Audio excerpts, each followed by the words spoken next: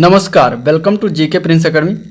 तो हम लोग डिस्कस कर रहे थे रुक्मिणी प्रकाशन के लेखपाल परीक्षा मार्गदर्शिका के टेस्ट सीरीज के बारे में, जिसमें 30 प्रैक्टिस टेस्ट हैं जो कि बहुत इंपॉर्टेंट है आपके वीडियो के लिए, आपके एग्जाम्स के लिए।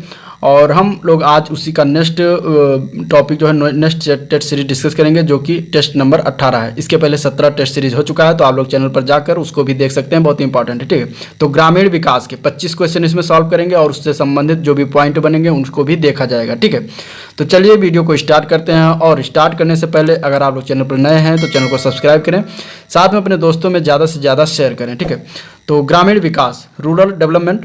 पहला क्वेश्चन है, ग्रामीण अर्थव्यवस्था का प्रमुख आधार क्या है, यह बताना है। ऑप्शन में है नौकरी, ऑप्शन बी है कृषि उत्पादन हेतु भूमि का उपयोग कर फसलें उगाना एवं पशुपालन, ऑप्शन सी है गांव में दुकान खोलकर दुकानदारी, ऑप्शन डी है मजदूरी। तो अगर हम बात करें इसके आंसर की, तो ग्रामीण अर्थव्यवस्था का प्रमुख आधार बनता है कृषि उत्पादन हेतु भूमि का उपयोग कर फसलें उगाना एवं पशुपालन करना। ठीक है, आंसर इसका बी पार्ट से हो जाएगा। ठीक है, तो ये जो है कृषि उत्पादन जो होता है और उसके भूमि का उपयोग किया जाता है, फसलें उगाया जाता है और पशुपालन जो किया जाता है, ये ग्रामीण अर्थव्यवस्था का मुख्य आधार बनता है। ठीक है, अगर हम बात करें इसके पॉइंट की, तो कृषि जो है भारतीय अर्थव्यवस्था का मुख्य आधार है और यह जो है भारत की संख्या के सबसे बड़े भाग का जीविकोपार्जन जो साधन है।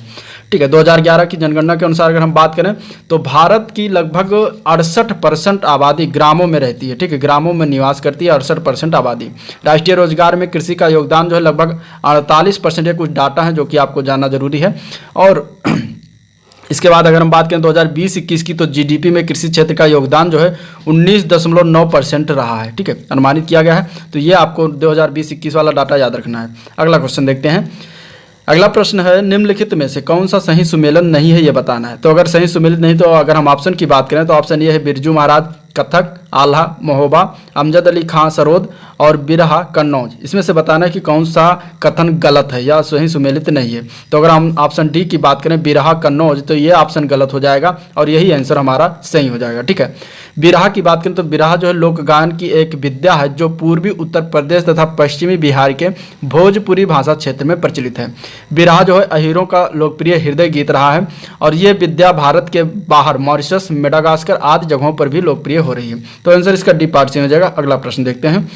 जनगणना 2011 के अनुसार सबसे कम जनसंख्या वाला जिला जो है वो कौन सा है, ये बताना है। तो ऑप्शन में है चित्रकूट, हमीरपुर, महोबा, श्रावस्ती। तो चलिए बताइए, अगर हम इसके आंसर की बात करेंगे तो जनगणना 2011 के अनुसार इस जनगणना से संबंधित जो है इसके जितने भी 17 प्रैक्टिस सेट हुए उसमें एक क्वेश्चन जरूर है, उससे संबंधित बातें जो है वो डिस्कस हो चुका है। तो आप लोग उसको देखिएगा, बहुत इंपॉर्टेंट है। ठीक है, आपके एग्जाम्स के लिए। तो अगर हम इस क्वेश्चन के आंसर की बात करेंगे तो इसका आंसर हो जाएगा महोबा। ठीक है, सबसे कम जनसंख्या वाला जिला जो है उत्तर प्रदेश का वो महोबा है। आंसर इसका सी पार्ट से ही हो जाएगा। अब सर्वाधिक जनसंख्या वाला अगर हम जिला की बात करेंगे तो पहले नंबर पर प्रयागराज आता है। 2011 के अनुसार अगर हम बात करें उत्तर प्रदेश का जनसंख्या घनत्व तो 829 प्रति वर्ग किलोमीटर जो है जनसंख्या घनत्व है उत्तर प्रदेश का। ठीक है, न्यूनतम जनघनत्व वाले जिलों की बात करेंगे तो जो है आता है ललितपुर का स्थान 242 है। ठीक है, इसके बाद सर्वाधिक दशकीय वृद्धि दर वाले जिलों की बात करेंगे तो सबसे पहला स्थान आएगा जो है गौतम बुद्ध नगर का। ठीक है, इसके बाद न्यूनतम दशकीय वृद्धि दर वाले जिलों की बात करेंगे तो कानपुर नगर का आता है। तो ये कुछ बातें होगी। अब अगला क्वेश्चन देखते हैं। क्षेत्रफल की दृष्टि से उत्तर प्रदेश का भारत के राज्यों में कौन सा स्थान है, ये बताना है। तो उत्तर प्रदेश का भारत के राज्यों में अगर स्थान की बात करें क्षेत्रफल की दृष्टि से तो चौथा स्थान आएगा। आंसर इसका बी पार्ट से हो जाएगा, चौथा। ठीक है, चतुर्थ। उत्तर प्रदेश का अक्षांशीय विस्तार की बात करें तो 23 डिग्री 52 मिनट उत्तरी अक्षांश से लेकर 23 डिग्री 28 मिनट उत्तरी अक्षांश तक है। ठीक है, उत्तर प्रदेश का देशांतरीय विस्तार जो है 23 डिग्री 3 मिनट पूर्वी देशांश से लेकर 84 डिग्री 39 मिनट पूर्वी देशांतर तक है। उत्तर प्रदेश की पूर्व से पश्चिम की लंबाई की बात करेंगे तो 650 किलोमीटर लगभग आता है।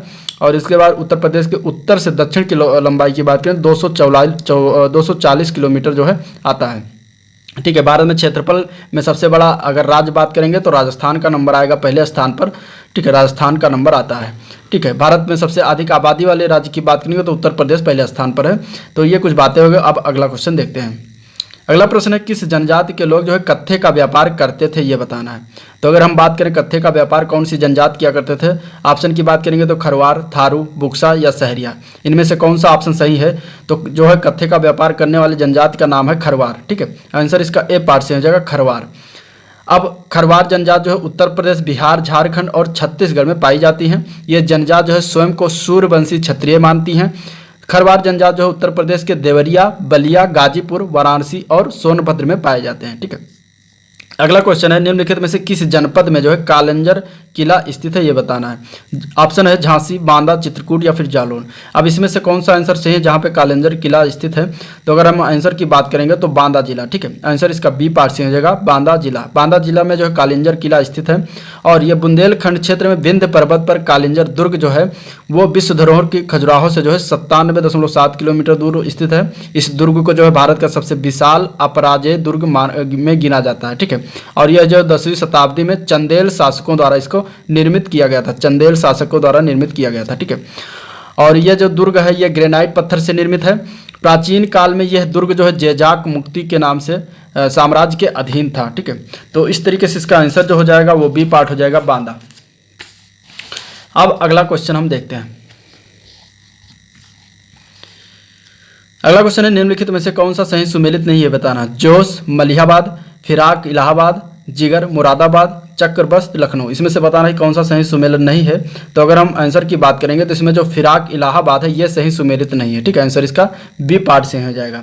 फिराक जो है गोरखपुरी से संबंधित है, ये गोरखपुर के थे तो इनका जो है नाम ही था फिराक गोरखपुरी से। इनका प्रसिद्ध रचना की बात करें तो गुल-ए-नगमा के लिए जो है इन्हें 1970 में साहित्य अकादमी पुरस्कार दिया गया था। फिराक गोरखपुरी जो है पद्म भूषण पुरस्कार 1968 में इन्हें प्रदान किया गया था। ज्ञानपीठ पुरस्कार जो 1969 में फिराक गोरखपुरी को प्रदान किया गया था। तो इस तरीके से ये इनको इतने सारे जो है पुरस्कार से सम्मानित किए गए थे। ठीक है, इनके शायरी के उपनाम फिराक गोरखपुर से अधिक जाना जाता है। ठीक है, मलिहाबादी जो है लखनऊ के उर्दू के प्रख्यात शायर रहे हैं। और इसके बाद इनकी प्रसिद्ध रचना है यादों की बारात। ठीक है, इन्हें साहित्य एवं शिक्षा के क्षेत्र में पद्म भूषण से 1954 में से सम्मानित किया गया था।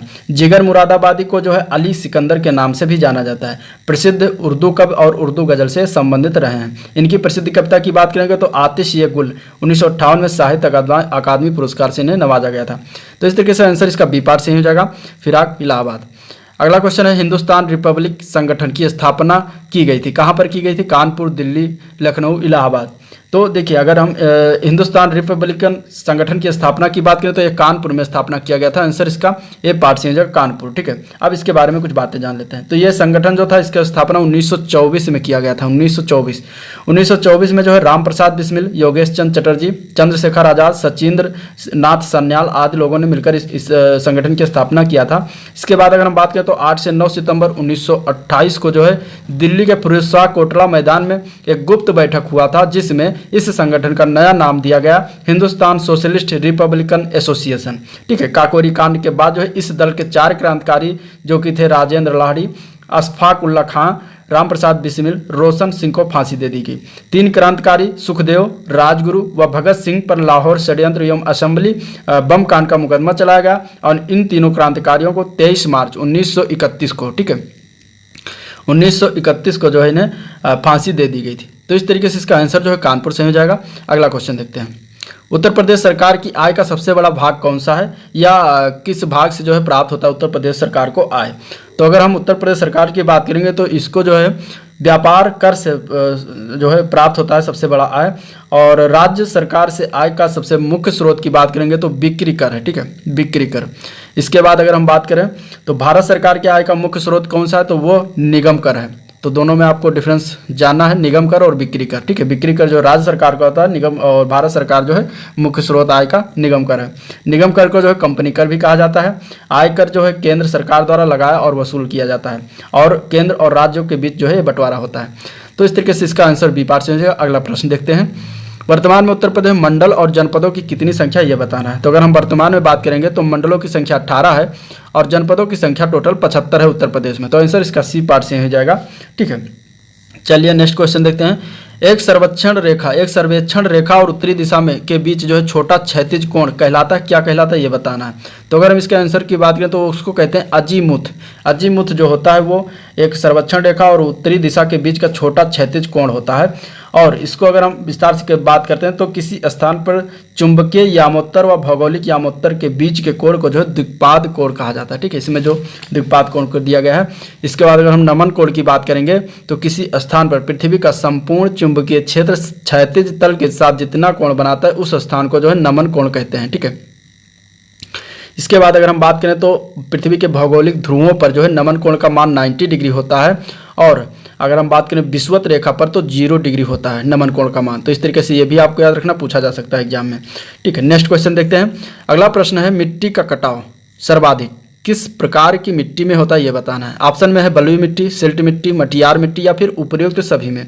तो अगर हम आंसर की बात करेंगे इसका, तो आंसर इसका ए पार्ट से हो जाएगा बलुई मिट्टी। ठीक है, बलुई मिट्टी में जो है सबसे ज़्यादा कटाव होता है मिट्टी का, और इसलिए जो है क्योंकि ये क्या होता है कि बलुई मिट्टी जो है पौधे की जड़ें जो है बांध नहीं पाती हैं। ठीक है, और अगर हम बात करें मिट्टी के बारे में तो भारतीय कृषि अनुसंधान परिषद के द्वारा भारत की मिट्टी को जो है 8 समूहों में बांटा गया है। अगर हम उसमें बात करेंगे कौन कौन सा, तो पहला है जलोढ़ मिट्टी, दूसरा है काली मिट्टी, तीसरा है लाल एवं पीली मिट्टी, चौथा है लेटेराइट मिट्टी, पांचवा है पर्वतीय मिट्टी, इसके बाद छठा है लवण मृदा या फिर क्षारीय मिट्टी, इसके बाद सातवां है पीट या दलदली मिट्टी, इसके बाद आठवां है मृदा मरुस्थलीय मिट्टी। तो इस तरीके से 8 प्रकार की मिट्टियां भारत में हैं। बलुई मिट्टी में जो है रेत की मात्रा अधिक होती है, और यह मिट्टी जो है आलू, शलजम, जड़ वाली फसलों के लिए जो बहुत ही महत्वपूर्ण होती है, इसलिए बलुई मिट्टी की जल जो है धारण क्षमता कम होती है। ठीक है, तो इस तरीके से आंसर इसका ए पार्ट से हो जाएगा। अब अगला प्रश्न देखते हैं। प्रधानमंत्री जीवन ज्योति बीमा योजना की बात करें तो इसमें जो नामांकन करने की आयु क्या होती है यह पूछा गया है। तो प्रधानमंत्री जीवन ज्योति बीमा योजना में अगर आयु की बात करेंगे तो 18 से 50 वर्ष तक की होती है। आंसर इसका सी पार्ट से हो जाएगा 18 से 50 वर्ष। ठीक है, नेक्स्ट क्वेश्चन है, कौन सी उपभाषा राज्य के पश्चिमी भागों यानी कि रोहेलखंड और ऊपरी दोआब में जो है बोली जाती है यह बताना है। तो अगर हम ऑप्शन की बात करें, बुंदेलखंड बोली जाती है, या फिर खड़ी बोली, या फिर अवधी, या फिर ब्रज भाषा। तो इसका आंसर हो जाएगा खड़ी बोली। ठीक है, इन क्षेत्रों में जो है खड़ी बोली की भाषा जो है बोली जाती है। और अगर हम बात करें इसमें कौन कौन से जिला आते हैं, तो बरेली है, फर्रुखाबाद है, रामपुर है, आदि को जो है रोहेलखंड क्षेत्र कहा जाता है। ठीक है, अवधी भाषा कहाँ कहाँ बोली जाती है, तो लखनऊ, प्रतापगढ़, फैजाबाद आदि में जो है अवधी भाषा बोली जाती है। ब्रिज भाषा जो है ये मथुरा, अलीगढ़, फिरोजाबाद में बोला जाता है। बुंदेलखंडी जो है झांसी, ग्वालियर, जालौन आदि में बोला जाता है।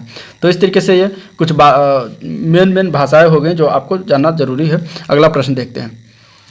उत्तराखंड राज्य में टिहरी बांध परियोजना किस देश के सहयोग से पूरा किया गया है। ठीक है, तो अगर हम टिहरी बांध परियोजना की बात करें तो ये जो है सोवियत रूस के सहयोग से पूरा किया गया है। आंसर इसका जो है डी पार्ट से हो जाएगा सोवियत रूस, जो कि आजकल के रूस के नाम से ही जाना जाता है।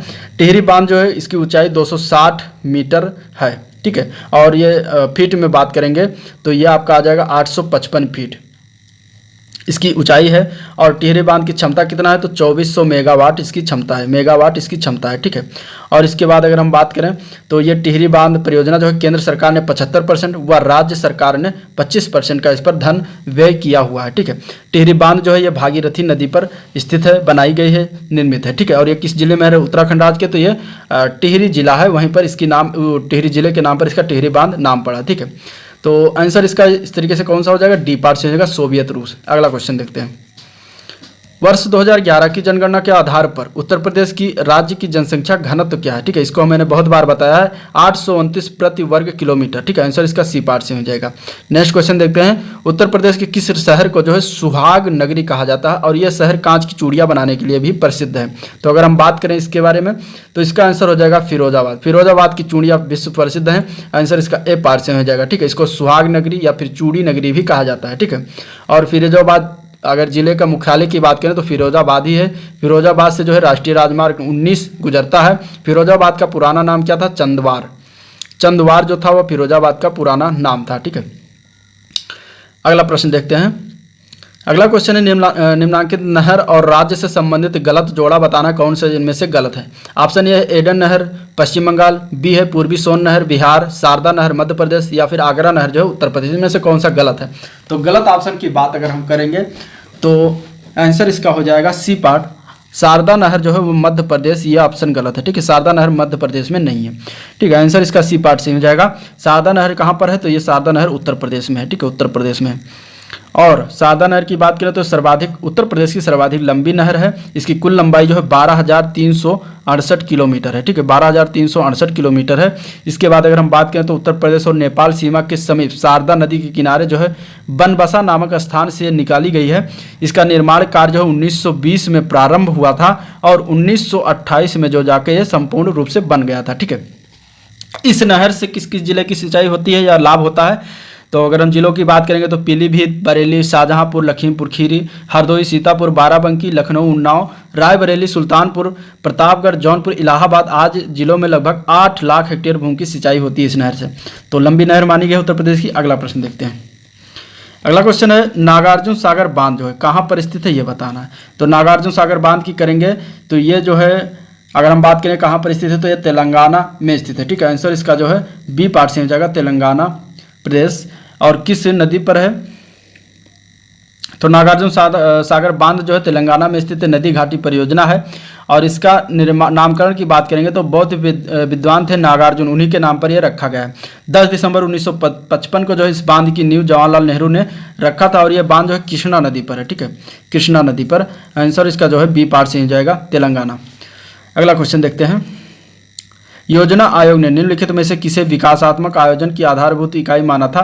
ऑप्शन ए है जिला, बी है तहसील, सी है विकासखंड या डी है न्याय पंचायत। तो अगर हम बात करें आंसर की तो योजना आयोग ने जो है विकास खंड को जो है क्या कहते हैं विकासात्मक आयोजन का आधारभूत इकाई माना था। आंसर इसका सी पार्ट से हो जाएगा, विकासखंड। ठीक है, या योजना आयोग की बात करें तो इसकी स्थापना 15 मार्च 1950 को किया गया था, 1950 को किया गया था। ठीक है, और आयोग का अध्यक्ष कौन होता था तो क्या कहते हैं प्रधानमंत्री होते थे।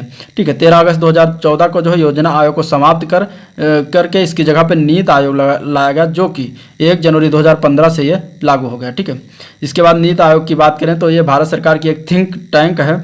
योजना आयोग के अंतिम उपाध्यक्ष की बात करें तो मोन्टेग सिंह अहलूवालिया थे। ठीक है, तो ये कुछ था। इसके बाद हम अगला क्वेश्चन देखते हैं। नेक्स्ट प्रश्न है संस्थागत ग्राम संपर्क कार्यक्रम किसके द्वारा विकसित किया गया। तो संस्थागत ग्राम संपर्क कार्यक्रम जो है इसको बताना है। ऑप्शन में बात करें तो भारत सरकार के ग्रामीण विकास मंत्रालय द्वारा, या फिर कापार्ट द्वारा, या फिर नाबार्ड द्वारा, या फिर भारतीय कृषि अनुसंधान परिषद द्वारा। तो बताइए इसका आंसर क्या होगा। तो अगर हम आंसर की बात करेंगे तो इसका आंसर हो जाएगा भारतीय कृषि अनुसंधान परिषद द्वारा। ठीक है, संस्थागत ग्राम संपर्क कार्यक्रम जो है भारतीय कृषि अनुसंधान परिषद द्वारा जो है विकसित किया गया है। तो आंसर इसका डी पार्ट से हो जाएगा। और भारतीय कृषि अनुसंधान परिषद जो है 16 जुलाई 1929 को स्थापित किया गया था। ठीक है, तो इस तरीके से इसके 4 क्षेत्रीय कार्यालय भी हैं, नई दिल्ली, कोलकाता, मुंबई और बेंगलुरु। ठीक है, भारतीय कृषि अनुसंधान परिषद जो है बागवानी, पशुपालन, मछली पालन और कृषि से संबंधित क्षेत्रों को बढ़ावा देने का कार्य करती है। इसके अंतर्गत जो है 73 कृषि विश्वविद्यालय भी हैं। ठीक है, इसके संपूर्ण देश की बात हो रही है। और इसके अंतर्गत 103 ICMR भी हैं। ठीक है, जिसने अनुसंधान एवं प्रौद्योगिकी विकास के माध्यम से भारत में हरित क्रांति को लाने की अग्रणी भूमिका निभाई थी। अगला प्रश्न देखते हैं। नेक्स्ट क्वेश्चन है निम्नलिखित में से कौन सा सामाजिक विकास का एक उपयुक्त सूचक नहीं है। तो अगर हम आंसर की बात करेंगे तो आंसर इसका हो जाएगा प्रच्छन्न बेरोजगारी में कमी। ये जो है उपयुक्त सूचक नहीं होता है सामाजिक विकास का। ठीक है, प्रच्छन्न बेरोजगारी को जो है अदृश्य बेरोजगारी या फिर छिपी हुई बेरोजगारी भी कहते हैं। प्रच्छन्न बेरोजगारी अधिकतर जो है कृषि क्षेत्रों में पाई जाती है। भारत संरचनात्मक बेरोजगारी की सबसे अधिक पाई जाती है। सामाजिक विकास के अनेक आयाम है जैसे कि शिक्षा या स्वास्थ्य, आवास, रोजगार, लोकतांत्रिक व्यवस्था आदि। ठीक है, तो अगला क्वेश्चन देखते हैं। निम्नलिखित किस राज्य में जो है ग्रामीण जनसंख्या का अनुपात 2011 में सबसे अधिक है ये बताना है। ऑप्शन में है हिमाचल प्रदेश, छत्तीसगढ़, मणिपुर या फिर केरल। तो अगर हम बात करें ग्रामीण जनसंख्या का अनुपात 2011 की जनगणना के अनुसार तो हिमाचल प्रदेश में सबसे अधिक है। आंसर इसका ए पार्ट से हो जाएगा, हिमाचल प्रदेश। ठीक है, हिमाचल प्रदेश में जो है 90% ग्रामीण आबादी है। इसके बाद बिहार में है 88.7% की आबादी। इसके बाद असम में आता है 85.9% की आबादी। इसके बाद उड़ीसा में आता है 83.3% की आबादी। तो सबसे ज़्यादा कहाँ पर हुआ, हिमाचल प्रदेश। ठीक है, अगला प्रश्न देखते हैं। अगला क्वेश्चन है निम्नलिखित में से किस जनजाति में जो है बहुपति विवाह प्रथा पाई जाती है। ठीक है, बहुपति विवाह प्रथा। अब बहुपति विवाह प्रथा की बात करेंगे तो वो है जौनासारी जनजात। ठीक है, आंसर इसका सी पार्ट से हो जाएगा, जौनासारी जनजात। जौनासारी जनजातियों में जो है विवाह बहुपत पाई जाती है, बहुपत प्रथा पाई जाती है। आंसर इसका जो है सी पार्ट से हो जाएगा। और अगर हम बात करें इस जनजात की तो ये मुख्यतः जो है उत्तराखंड के देहरादून और चक्राता, देहरादून के चक्राता, कालसी व व्यूड़ी तहसील में निवास करते हैं। ये स्वयं को राजपूत खस मानते हैं। ब्राह्मण इन्हें पांडवों के वंशज मानते हैं। जौनासारी जनजात जो है भारत का संभवतः पहला ऐसा जनजात है जिसे जाति के आधार पर आरक्षण नहीं मिला बल्कि आर्थिक व पिछड़ेपन के कारण जो है जनजाति का दर्जा दिया गया है। तो इस तरीके से यह था पूरा ओवरऑल क्वेश्चन, जिसमें 25 क्वेश्चन थे जिसका डिस्कशन किया गया। अगर वीडियो पसंद आया तो लाइक करिए, चैनल को सब्सक्राइब करिए, साथ में अपने दोस्तों में ज़्यादा से ज़्यादा शेयर करें, ठीक है। और कमेंट करके आप अपना आप लोग अपना जो है फीडबैक भी दे सकते हैं। तो मिलते हैं नेक्स्ट वीडियो में, आज के लिए इतना ही, तब तक के लिए थैंक यू।